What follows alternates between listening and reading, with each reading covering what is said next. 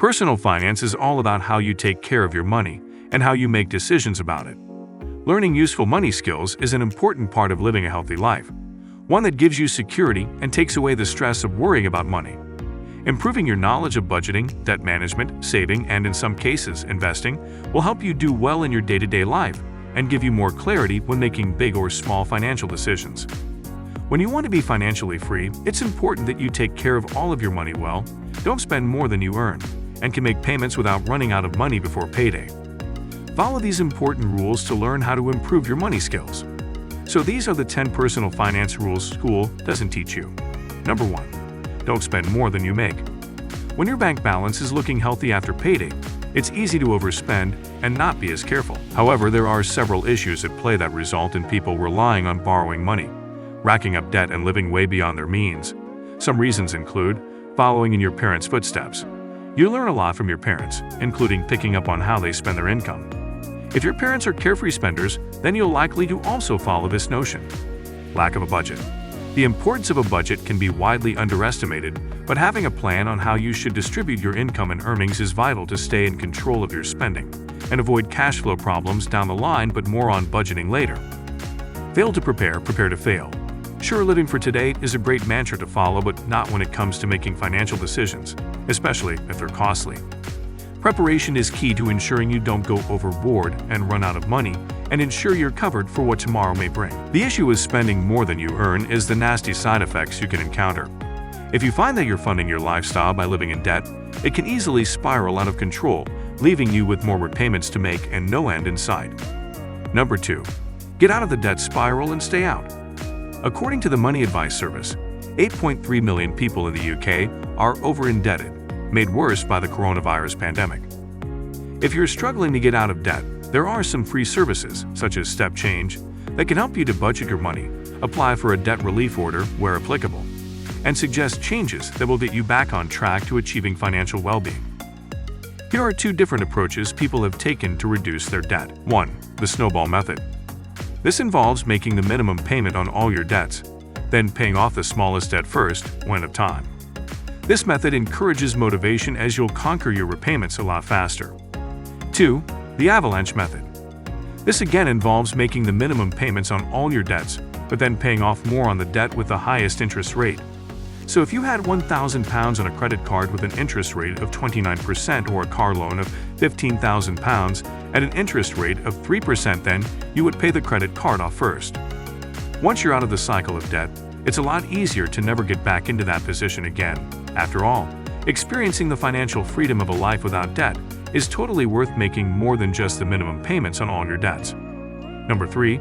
Stick to a meal plan to maximize savings. One of the best ways to prevent unnecessary spending is to cut back on food expenses, something which sounds like a chore, but once you've found a routine that works for you, you'll be able to cut back on unnecessary spending and unnecessary food waste.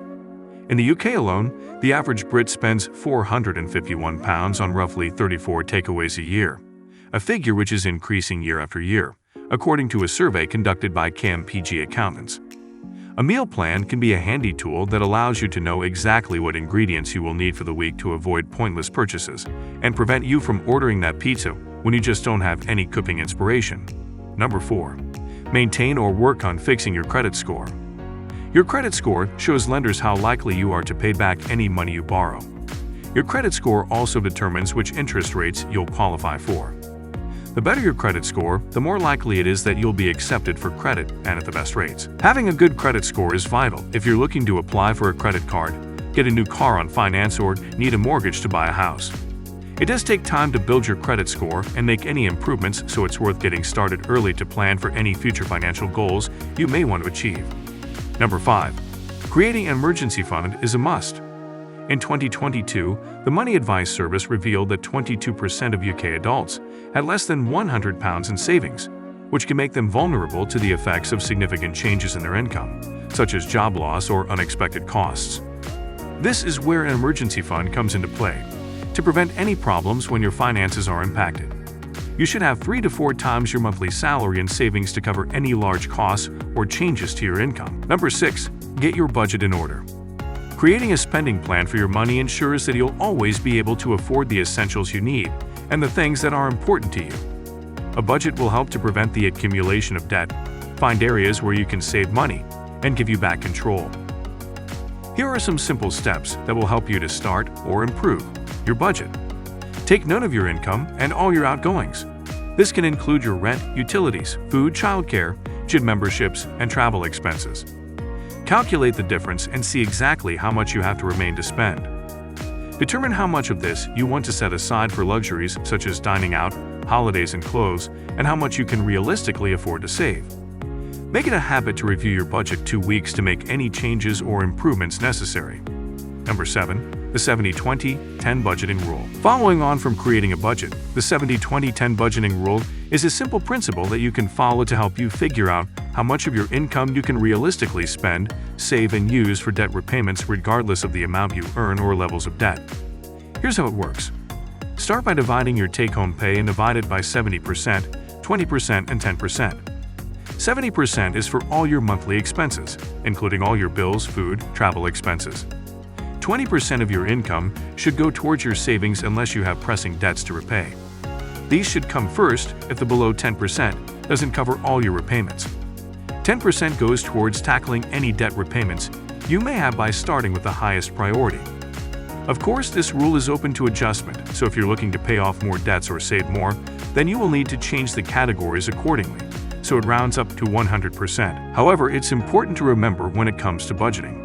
The key is to find a solution that works for you and helps you to achieve financial well-being. Number 8. Always do your research before making a purchase. If you're looking to make a purchase of any kind, remember to browse the internet to see if you can find it cheaper elsewhere.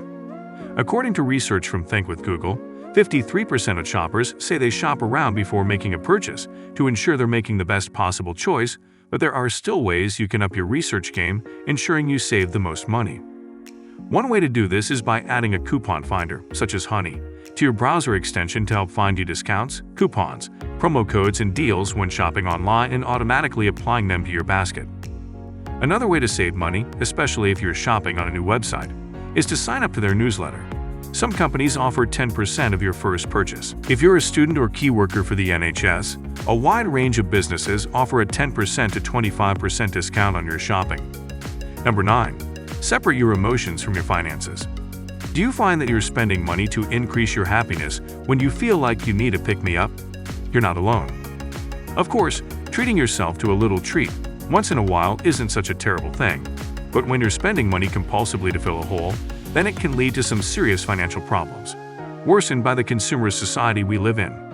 The first step to tackling this issue is to spot the signs by becoming self-aware of your spending habits when you're most likely to make an unnecessary purchase and how you're feeling. Number 10. An emergency fund is a must. In 2020, the UK's Money Advice Service found that 22% of adults had less than £100 saved. This makes them vulnerable to big changes in their income, like losing their job or having to pay for something they didn't expect. This is where an emergency fund comes in handy, so you don't have to deal with any problems when your money is affected.